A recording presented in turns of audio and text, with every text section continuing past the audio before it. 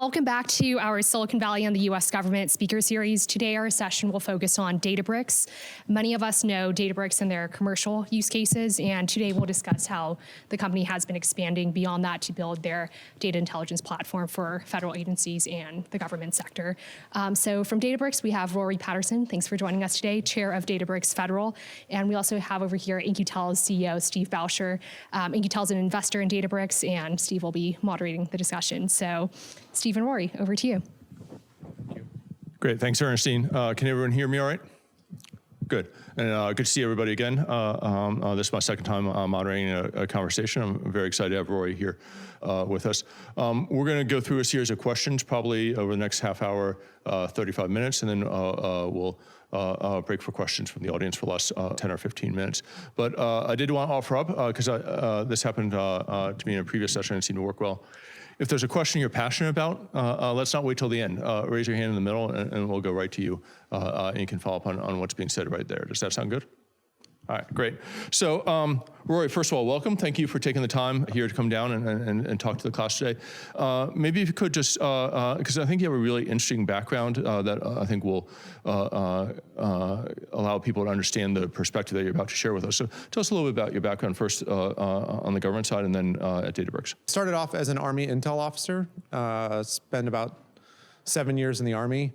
And my last assignment was working for a joint command between NSA and the Army called Network Warfare, which eventually became U.S. Cyber Command. So I was like the first 100 employees there. After that, they wouldn't let me go back to the Army. So I became a Blue Badger up at Fort Meade and spent the next 7 years in the intelligence community. During the end of my time there, I spent a lot of time with commercial technology, looking at like the balance between build versus buy inside the agency. And I eventually left and moved out here and worked for a security company called Splunk. I just got bought by Cisco. It was actually an amazing security company. It's a, indexed search. It's pretty amazing for what it does. Spent about 4 years there. I started off actually coming into their security organization and then ended up being the chief of staff to the CEO there for the last 3 years I was there. And then I got to work then Ali called me about 4 years ago and asked me to come work for Databricks, so I've been working for him ever since. As both chief of staff, but also chairman or general manager of the federal business, right? Yeah, about a year into my time there, Ali said, hey, we need to relook at our public sector business, and he asked me to kind of take a look at it, and about 2 months later, he said, this is a much better plan than the one we had, and so I kind of took it over from there. It's a good lesson. If you come up with a great plan, people are going to ask you to execute on it. So you better believe in your plan, right? Everything is owned by doers. If you do the work, you will eventually own it. That's the difference. It's not like, oh, title doesn't matter. It's like who's going to do the work. And I think that's recognized just about everywhere. Good. So how do you split your time between the chief of staff functions and the federal function?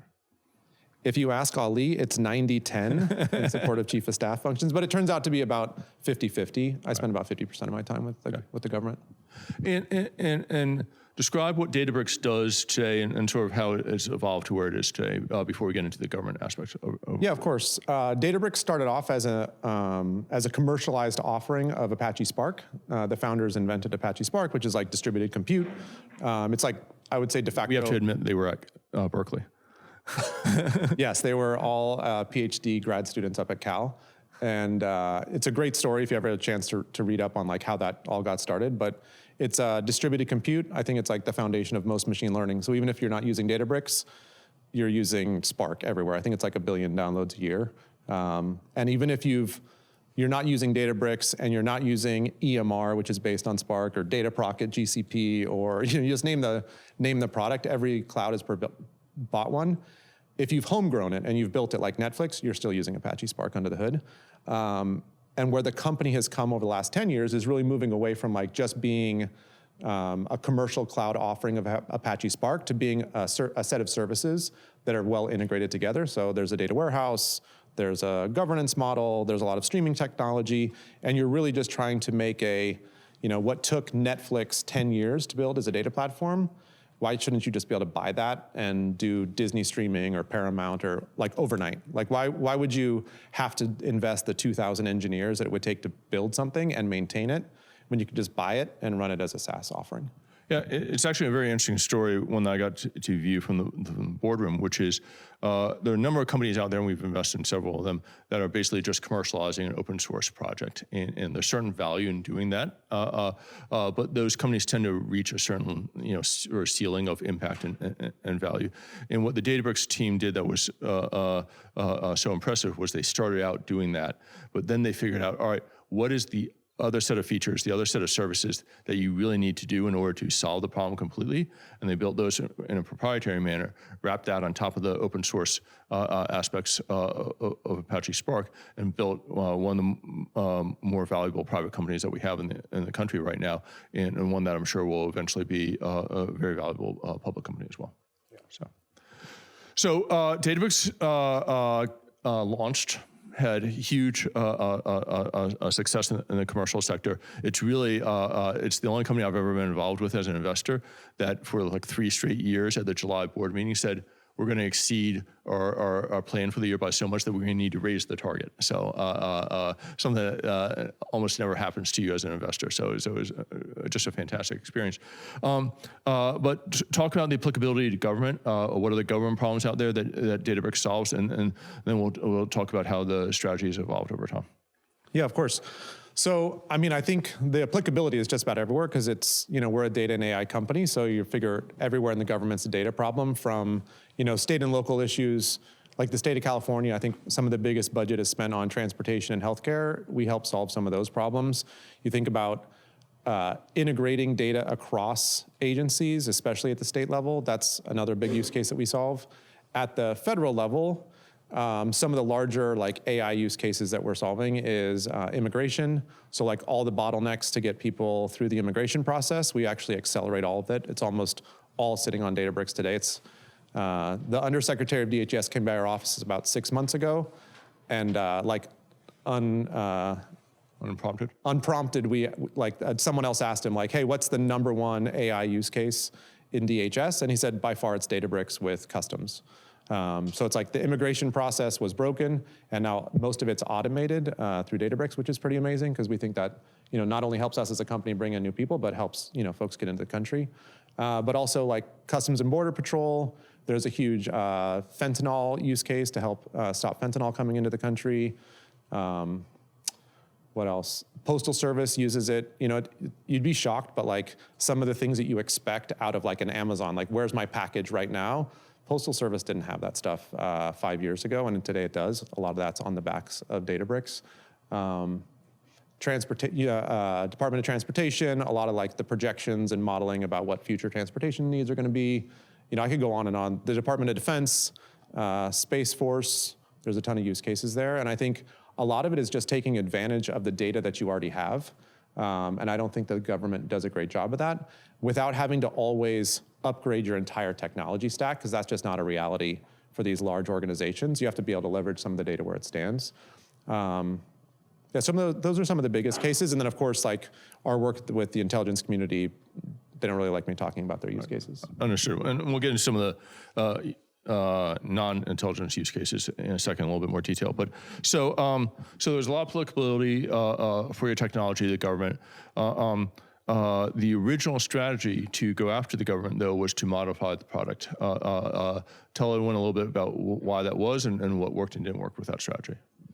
Yeah, I think a lot of companies do this, right? It's hard to meet the security and compliance requirements of the government.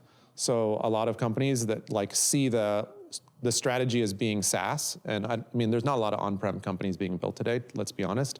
But if you want to sell to the government, they want to buy on-prem in 2 ways. They want the legacy pricing, and they also say, hey, I'll take on all the security controls within my own AZ. So so a lot of companies, including Databricks, fork their code, and they build an on-prem version of their product to meet the needs of the government and quickly get like a juice of revenue. You'd be surprised, but probably the top 10 software companies have done this.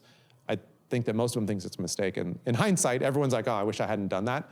But it's really hard to get out of that place, right? Where you've started to generate revenue. There's demand for it, but you really should be selling this SaaS offering.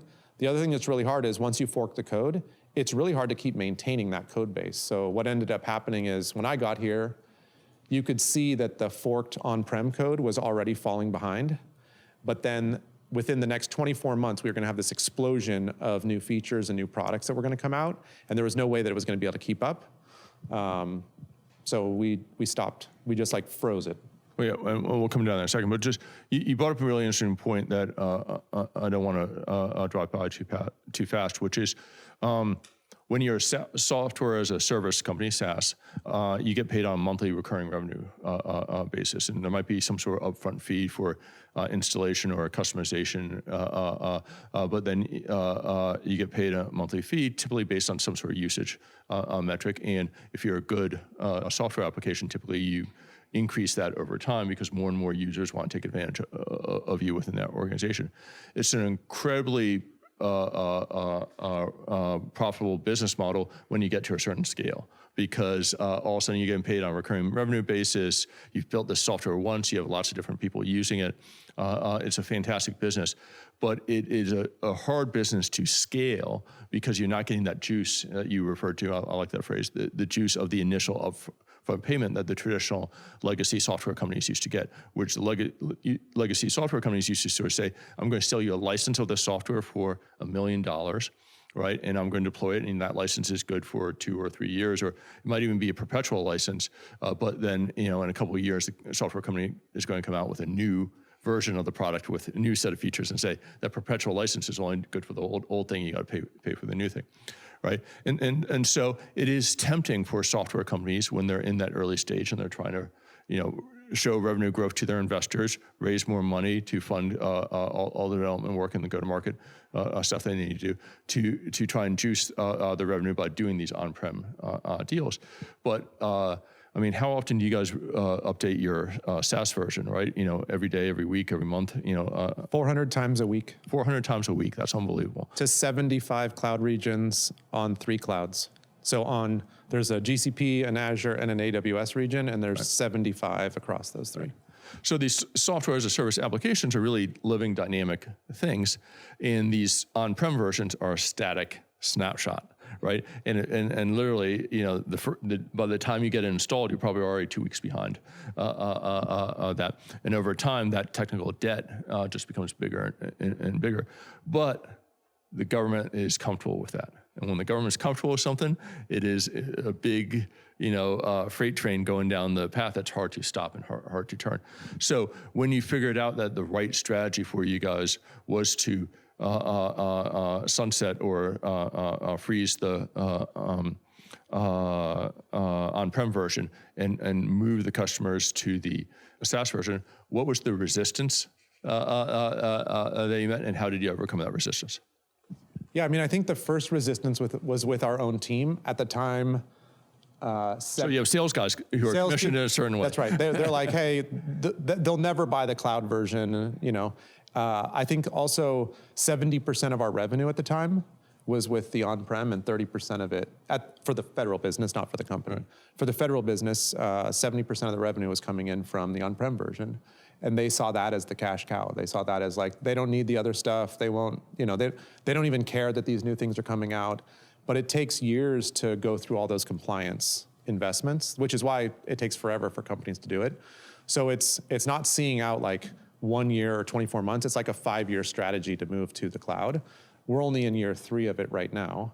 But it took us, the first year was, okay, let's do FedRAMP moderate, which is fairly easy. It's like— What is FedRAMP moderate? Oh, so sorry, it's like 50 additional security controls and reporting on top of commercial. Quite honestly, and my encouragement is like, this is a tough trade-off for software companies as they first get started, but security is like a first-class citizen. I don't think it's always that way. But the government, in order for you to be government certified, it's called FedRAMP, or at least the lowest level is called FedRAMP moderate. You have to have all these controls in place, and you get audited, and you have to report if you have violations and things like that. I'd encourage everyone to start with that in mind. Like that's thing number one. It's hard to go back and re-engineer those things because you're either architected for it or you're not. There's another dirty little phrase in the government called authority to operate, or ATO, right? And ATO is basically permission from the security people at these agencies for your software to run on their networks.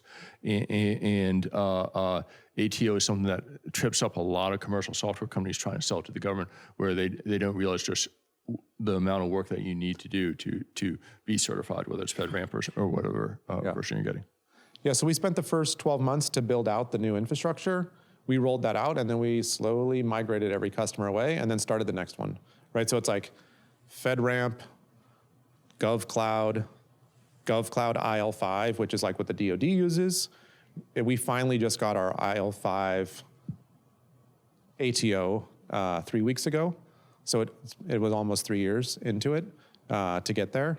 And now we're slowly moving all those DoD customers onto the cloud product, which is great, but we're not creating any more debt. So like no one's selling or buying the old product. And then they have the same product that, pick your commercial customer. Yes. Some big bank in Wall Street or some big consumer-facing company. They're getting the same version. When you update a new feature or new service to the commercial product, they're getting it as well. Right? Yeah, they get it about 2 weeks later, but only because we have to go through all the compliance checks before we update it. But it feels like it feels like light speed compared to what they were getting before. Yep. Plus, they need all the capabilities. Like I left the government to like make sure that commercial software was actually used in the government. Like that was when I left, my boss was like, I can't believe you're leaving. And I'm like, I will help you. I will bring back commercial. I just haven't done it fast enough. But like that's been my passion, is to do that. So I think at this point, at least at Databricks, we're getting there. It's a very NSA response, by the way. Like, I can't believe you're leaving us. So. They have a great alumni. I mean, I'm sure this school does too, but they have a great alumni association there. Yeah. So you talked about the resistance from your salespeople. You talked about the certifications you had to go through. What about convincing the government customers that it's okay for their data to leave their four walls and go out to your cloud and then come back to them? Was that a resistance that you had to overcome, and how did you do that? Yeah, I mean, I think the benefit to us is that AWS kind of broke all the glass here. Right. So as long as you're sitting inside of AWS or inside of Azure, you're kind of like, their data already exists there. It exists in S3, and S3 is multi-tenant, or it exists in ADLS if you're on Azure. And so like that data already resides there. So if we can just take advantage of it staying in that environment, we're pretty fortunate that they broke that glass. I think when it comes to the ATO, the government is still new at this. To kind of be critical of the government for a second. It took them what will eventually be like 9 months to just look at our packet to certify us for GovCloud. So even though back in April we submitted all of our paperwork, we have an infrastructure that's sitting there. It costs us to sit empty, it costs us about $200,000 a month just to sit there with no customers. It sat there with no customers for 9 months, and we're still waiting for the government to certify it. Right. It doesn't take them 9 months to actually go through the packet, right? It's 9 months. There's a line, and I think there's only one employee or something. Yeah. Right. Yeah. So you get that going. You're still not on the top secret networks, right? That's a whole nother certification that you have to go through. Yeah, our on-prem version is on the top secret network, right. And we're in discussions with the intelligence community about how to put the commercial product there. Yep. Okay. Yep. Okay. And the customers that you do have on the cloud product, talk about how that reduced barriers to buying and also allowed you to sell sort of not just existing features, but new features that are coming soon to them. Yeah, the commercial product, you just click and use, so it's a lot easier to leverage any of the capabilities there. But also, a lot of these government agencies already have contracts with AWS or Azure where they can just purchase and buy, and they don't actually have to go through a new contract award. So through the marketplace, it's actually way easier to purchase than it is to purchase an outside product. Plus, all their data already sits in S3 or ADLS on Azure. So you're just accessing data that already sits there. What's harder is when the government hasn't migrated all of their data to the cloud, then you're still trying to figure out how to leverage that or access that data for your purposes. But I think there's probably a shift 2 or 3 years ago where not only has the government moved a significant amount of data, I'd say it's probably like 30%. The DoD and the IC are probably a little bit higher, but the federal government's probably around 30%. As they shift more data there, the easier it is to attack it and analyze it and make value out of it. I think our challenge now is like, how do you get them to move more data to the cloud faster? Yep. There's no way they're going to take advantage of, on-prem Netezza or on-prem, Oracle. None of that's going to be modernized. It's just like a delay until it gets to the cloud, and then you can have more value created on top of it. Yep. So if you don't mind, let's dig into one or two of these use cases a little bit more detail. I don't know whether you want to do DHS or one of the other ones, but talk about what the problem was, what the sort of state of the world was before you guys got there, and then the impact you guys delivered. Yeah, maybe I'll take one of the DoD agencies. Okay, sure. The DoD's Chief Digital and Artificial Intelligence Office, CDAO, had a program called Advana, which is their attempt to bring in like 1,000 different data sets about everything from finance to logistics to personnel about the DoD. And you can imagine the DoD is a big place, but it's also for services that feel like they have autonomy over their own data and can do whatever they want to with it. And so like asking simple questions like, how much ammunition do I have here could take 2 months. How many people do I have to deploy to this location? Like, what's my fuel reserve at this spot? Like, it takes months and months. But also because the systems are so old, they're paying billions of dollars every month out to all sorts of folks. And it's really hard to reconcile those things long term, like dollars being spent. So they were able to, and by the way, like it's not just Databricks, but it's a lot of other technologies there and a great leadership team. But I think they're at like 800 of those data sources are integrated together today using Databricks. And I think the big transformation there is the awakening that you can actually go from days or months to accessing and getting these answers to like hours or minutes. Right. But it's not just the DoD that's in this place. Like we work with a large commercial bank that used to wait 10 hours to reconcile all their financial transactions, which you'd be surprised, but like you have your banking statements and you withdraw money or you transfer money, and it's like 10 hours later, largest bank on the planet, they know what happened 10 hours ago, right? And now it's down to 3 seconds. So like, imagine if that's true. It's really unifying all the data sources. It's unifying, but it's also being able to move it that quickly. Right, like with the analogy that we make is like because like a lot of people have to conceptualize these machine learning models with things that they're getting, like recommendations engines. Like I always think, how ridiculous would it be if the next video you're going to watch on Disney streaming or whatever, Netflix or whatever, was like 10 hours old. Like it's instantaneous. Like they looked at every user at every moment and they said, right now you have watched these videos and everyone on the planet has also done it. And I know right now what I should recommend to you, and it's brand new all the time. It's ridiculous that you'd be like, well, 10 hours to get your transactions, but Netflix has figured out how to like do the same exact thing. It's all just distributed compute. So the DoD's in the same place. I think that the number they told us was roughly $1 billion that they saved in payments that they didn't know they were over making. So they're like, we were paying the same bill many times. You're like, I'm surprised that like companies didn't speak up, but maybe they don't. So, and by the way, that's if you read in the paper about DoD having failed 8 or 9 straight audits, this is the problem that you're trying to solve is one of the problems that drives that, which is the DoD is so big and so vast it can't answer questions like, all right, where's all my manpower deployed? Where's all my ammunition stored? How many corporals do I have? How many sergeants do I have? Like you think that'd be very simple and easy to answer, but it's really complex because the data's in all sorts of different silos and unifying it, accessing it, and analyzing it in real time just doesn't exist, and they can't even get it done in a year, to answer the audit. So it's a great juicy problem, one that you guys are delivering real impact against. So where are you going next? Like, where's the product roadmap here? And as you think about that product roadmap, what are sort of the future problems that you think you're going to try and solve here with those?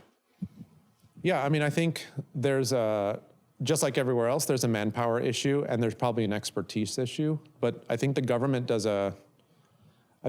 is used to throwing humans at problems instead of technology. So there's a lot of, consultants out there working for the government full time. I think there's hundreds of thousands of them, non-government employees that are like augmenting the government. My guess is that like 50% of them could be replaced with really great software. They're doing trivial tasks in most cases. So like I think there's a lot of opportunity there. we've really embraced a lot of the generative AI and LLMs and agents, and I think that like that's the future for the government. Our platform is like on the government clouds, is fully able to access those. So I think there's a lot of opportunity to both do a better job of accessing data, right? I think you guys are smarter than me about this stuff, but like these large language models aren't the answer to questions. They're the interface to getting answers to questions. So I think if you think about like compound agent systems and you think about the right way to leverage these technologies, the government has silo after silo after silo of data sets. The question is, it's really hard to ask the right question to get the right answer, but I think LLMs can help there. So I think we're headed in that direction. And I think because of the way we've architected the platform, once you get the data in and you have great governance, you can kind of build whatever you want to on top of it. And I think that instead of having the government have software engineers building horrible software, they should have more application developers that are actually building on top of great technology. And if we can just get them more and more direct contracts to buy with commercial vendors, I think they'll be in a better spot, and let the government be really good at what it needs to be good at. Like, back at the fort, no one's gonna be better at cryptography than them. But like, do they really need to build some of these commercial technologies? Probably not. They don't, but they think they do. So we're working on that. All right. A couple last questions here, and then we'll go on to the Q&A section here. In your role as chief of staff, obviously you get to see all the great work you guys are doing for your commercial customers. You also see what you're doing for government customers. Compare and contrast the government as a customer versus the commercial. Like, if you're a young entrepreneur thinking about starting a company, why would you even think about servicing the government with some of the challenges that you've already mentioned? Yeah, I mean, I think the way I would think about it is less about servicing one or the other, as more as if you think that you're going to eventually go after the government customers, it's better to start early with the investments that are required in the platform, as opposed to the go-to-market. Like, there's a lot of disadvantages to investing in these things from a go-to-market perspective, because the sales cycles are long. It's like 12 to 18 months instead of 3 to 6 months in a lot of cases. But a lot of the security requirements that the government wants, eventually you're going to get to financial institutions and healthcare that want very, very similar things. So you might as well go after those first, because those are going to be your 3 biggest target audiences anyways, right? Like if you include government, financial services, and healthcare of any large software company, you're talking about like 60% of their revenue. So eventually you're going to go after it. You might as well start investing in those things up front and then decide, well, if I've invested in the security and compliance, I can decide later on to go after the go-to-market and go after those customers directly. Now, why would you do it? I think that we all have a vested interest in the success of our government. I think that like the better off they are, the better off we are. So I think there's a benefit there. And if I could replace many people with software there where they could cut the costs and like be more efficient, like it's good for me too. Like I hate standing in line at the DMV or anywhere else. So might as well give them the best software. Great. All right. One last question then. You've had a really interesting career. You went into the military right out of college. Then you did work for government agencies as a civilian. Then you went and worked for 2 great technology companies. We have a bunch of people here that are probably thinking in some form or another, hey, what do I want to do in a year or 2? Do you have any advice for them?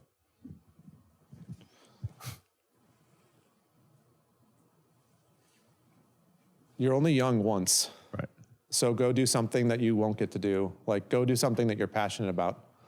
I have a 24-year-old son, and that's my advice to him. So I guess it's the same advice to you guys, which is like, go do the thing that you can only do in your 20s or 30s, and then like, you'll always come back. Like, there's always the obvious thing to come back and do.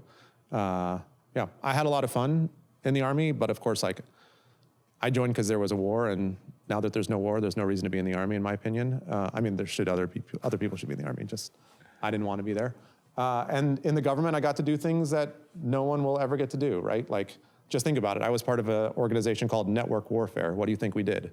Right? So like, there's a lot of cool things to do there that you can't do anywhere else.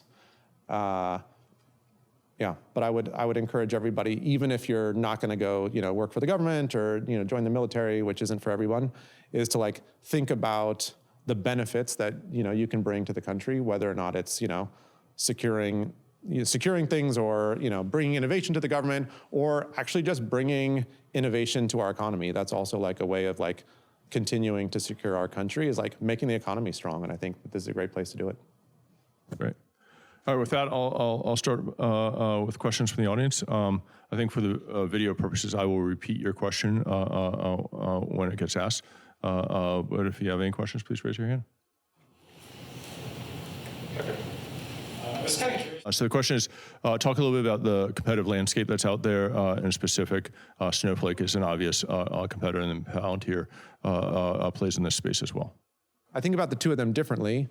I think Snowflake is a really great data warehouse. It's like a modern Oracle in the cloud, and I think that solves some problems. I don't think it solves every problem.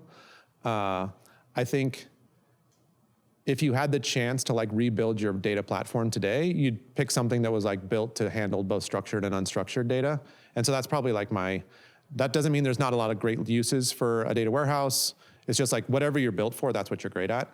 But yeah, it's a good company. I think having competition is a great thing. So even if you're like, the more people that are competing for your market means that there's a real market there. It stinks to be by yourself alone. You're probably not growing very fast, and there's probably not much long-term opportunity. So I think it's great to have competition. I think when it comes to Palantir, I think that Palantir has done a great job being very mission first for the government.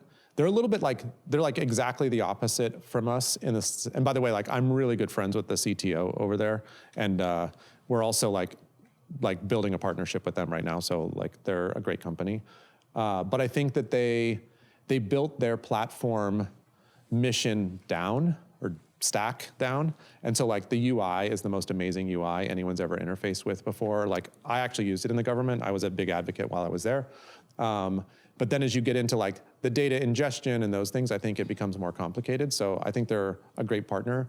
I think what Palantir is doing though is really good for the government, because they're disrupting this mindset of it should take you 3 years to build something. And they're like, nope, we can come in, firm fixed price it, we'll build it for you in 6 months. They hire wicked smart people in every part of their organization, and they go and deploy quickly. And I think if the government could get used to that model of like, you should expect something in 6 months and not 6 years, it's better for everybody. Yeah. Oh, by the way, as an investor, it's a flag for us when there's no competition. When an entrepreneur is pitching us and we say, "Here's, how do you think about your competitor?" And like, well, we have no competition. No one else can do what we're doing. Our response to that is like, well, if this was an important enough problem, there'd be other people out there trying to solve it. It's a kind of a rookie mistake by certain inexperienced entrepreneurs to come into venture pitches and sort of say we don't have any competition, because they think that's helping them, and it really doesn't. Other questions? Sure, back there. Thinking about the future of private companies, especially. So the question is, there's a trend with a number of the large private tech companies out there for them to go on-prem in the same way that the government has been interested in on-prem. Will those large private tech companies have the same challenges that the government had in terms of dealing with less than current software applications, and how are they going to respond to that, given their desire to keep everything within their sandbox? Is that a good summary of the question? Okay, great. Yeah. And do you think this is in the context of just keeping their data there, or like, are you thinking like Gen AI LLM companies, or are you thinking like, I'm trying to make sure I differentiate between like if like a specific company in general where you're thinking about going on-prem? Right? I would think like Google would go in that direction. Sure, they haven't already, right? You probably work with a large language model company. Also, machine learning, right? This interface, right? So on-prem may be entirely closed circuit, but like when it becomes like totally closed, build an AI system, train the way we want, with the information we want, and then we integrate into our operations. Yeah, I mean, I think it's a small market, right? I think that's an unfortunate reality is, and I don't want to comment on somebody else's business, but I think that AWS tried this, and I think that they walked away from it. And I think that Google is actually going down this path right now. We'll see if it's, if they eventually are successful there. But I think the challenges are, eventually you get back into the hardware business and not the software business, because you've gone into like their VPC. And so you're like, hey, well, then you're like selling them hardware, and you're like, what's the margins on hardware? And is that the business model you're really in? You have to really think about that as a business, because, you get in the software business, you're expecting to make a certain amount of margins, and your investors are thinking about those margins. And then all of a sudden you're in the hardware business and those margins are horrible. So you have to think about that. I think if you're thinking, I think the government, this is my perspective, thinks it's more unique than it really is.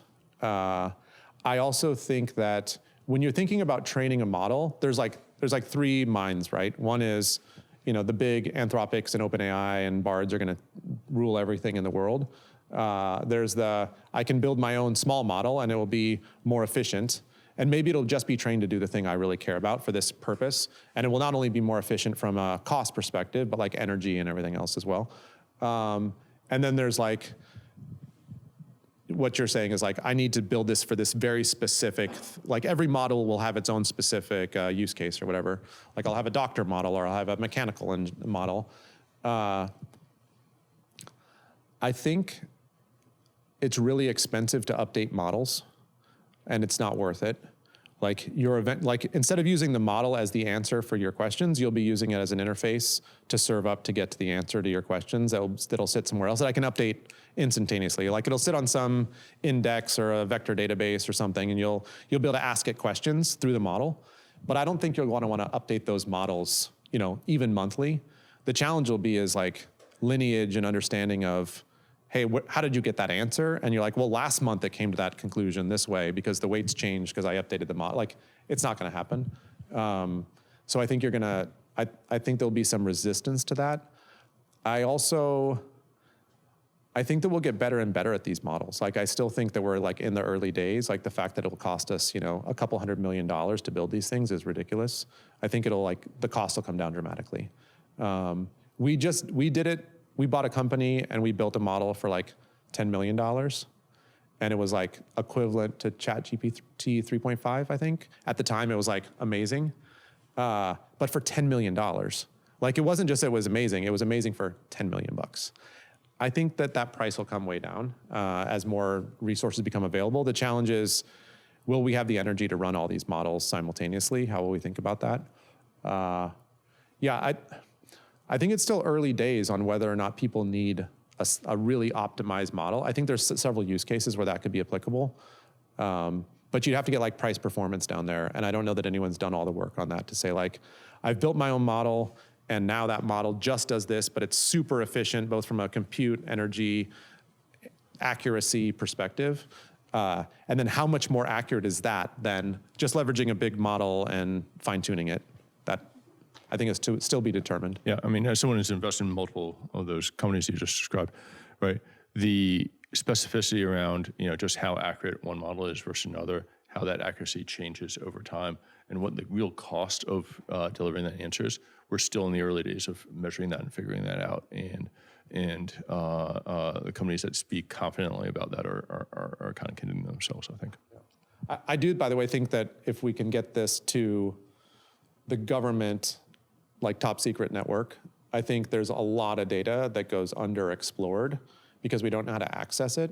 And I think these models could help us more effectively access it because they're just better at writing statements, like converting from, hey, what's your question, to like, I understand the context. Like if you go back and rename large language models, you'd probably name them large context modules or models because that's really what it is. It understands that when you say, how many chairs are in this room, it counts this stool because it just counts stools as chairs because it has 4 legs. But if you were to just like type a SQL statement that said how many chairs in the room, it wouldn't count the stools. Well, imagine when you're like thinking in that context of like, well, did you mean patio furniture or benches or couches? Like, it understands what you mean. And then it asks that a huge amount of data. And then it provides you all that rich context. We used to have this problem because if you don't classify your data appropriately, and it's really hard to do it, you could ask questions, back at where I worked in the government, And if you like said, show me all the things in China, if someone hadn't tagged a report that Shanghai was in China, it wouldn't produce those results because you just didn't ask the question appropriately and the data wasn't tagged effectively. But like these LLMs provide us the opportunity to like, I don't want to say make stupid questions smart or stupid people smart or whatever, but it's just like, it will just do a better job at being more efficient at understanding the full richness of all the data that you have available and then providing you those results. I think there's a massive opportunity for us here in the government to do that. And not just in the government, but everywhere, but especially the government. Thanks. Other questions here? So the question was, you mentioned marketplaces. Databricks has had its own marketplace. Can you talk about the opportunities and challenges and what has worked, I think, and hasn't worked with your marketplace? Yeah, I think that we're in the early days of Databricks. What we refer to as like built on, which is a place where like companies can come and say like, hey, Databricks already exists. You already have access to so much of the data. I just want to build an application on top of Databricks instead of like starting bottom up. I think we're in the early days of that. I think it's challenging because there's so much friction between companies and do-it-yourself and the go-to-market team. Like that becomes the friction area between building a great go-to-market. If I look at the best marketplace, it's probably AWS. And the reason why is that they're customer first, but they've also done a great job of, they understand what their biggest moneymaker is, which is storage and compute, and they're gonna get that no matter what they sell on top. So if you're in the marketplace and you're a customer and you wanna buy Databricks or EMR, AWS wins. Like they would win more with EMR than Databricks, but they're gonna win just enough, and they've like figured that out. And so they encourage the competition. In fact, they're like super customer centric. So they'll be like, whatever the customer wants, we're gonna endorse. Where I think if you're competitive against that marketplace, you're like, well, I could build it myself, or I have an internal product and this marketplace is selling something that's competitive with me. You're diminishing your own revenue growth where, yeah, you have to really figure that out. But I think we're in early days because you also have to build your platform to be like open APIs, open SDKs, so that people can build comfortably and confidently on top of it. I think that'll take off in the next couple of years here. But it's definitely a benefit to us and to others because you could also inherit all the governance and security controls. So you'd really have to think, if I'm gonna, there's a lot of technologies that are probably ripe for disruption right now, which are like, think about anything that was built 15 or 20 years ago. The next, Workday, is that company gonna be built from the ground up, or are they just gonna take a technology like Databricks and build it on top? Or the next Salesforce, or the next, you name the application. I think those are all gonna get rebuilt, and I think they could get easily rebuilt on top of a Databricks, so we have to figure those things out. But I don't see, if you're a startup and you're going back to zero, you're just not moving fast enough. So like if you could leverage a platform, in a lot of ways, companies 20 years ago would do this with like Oracle, right? They just take the Oracle database and be like, okay, we're just building on top of Oracle. I think today that would be a Databricks or something equivalent.